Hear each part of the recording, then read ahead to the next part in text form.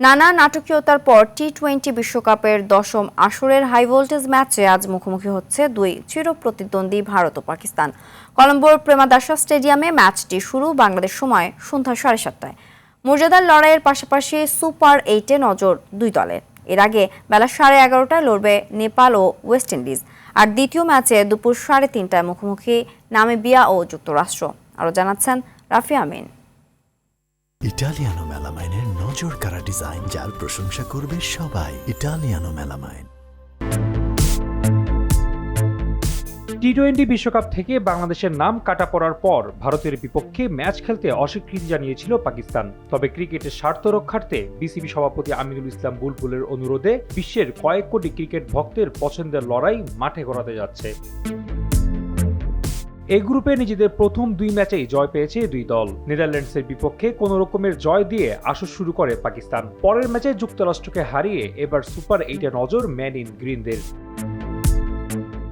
এদিকে বিশ্বমঞ্চে ভারতের বিপক্ষে পরিসংখ্যানটা ভালো নয় দলটির, তবে অধিনায়ক সালমান আগা আত্মবিশ্বাসী জয় নিয়ে। হ্যাঁ, তাদের বিপক্ষে আমাদের রেকর্ড ভালো নয়, কিন্তু এটা নতুন দিন, নতুন ম্যাচ। জেতার জন্য আমাদের ভালো খেলতে হবে।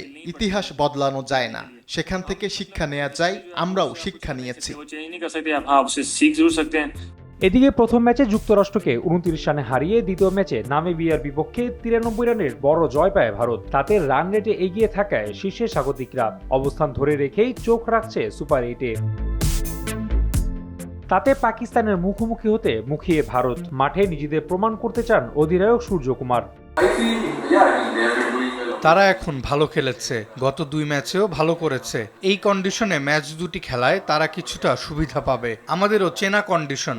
আপাতত মাঠে যেতে চাই আর নিজেদের সক্ষমতা দেখাতে চাই। টি-20-তে দুই দলের 16 বারের দেখায় ভারতের জয় 12টি আর পাকিস্তানের 3টি। অবশ্য এই পরিসংখ্যানে পরিবর্তন আনতে বড় বাধা হয়ে দাঁড়াতে পারে বৃষ্টি। তাতে একটি করে পয়েন্ট নিয়ে দুই দলই উঠবে সুপার 8-এ।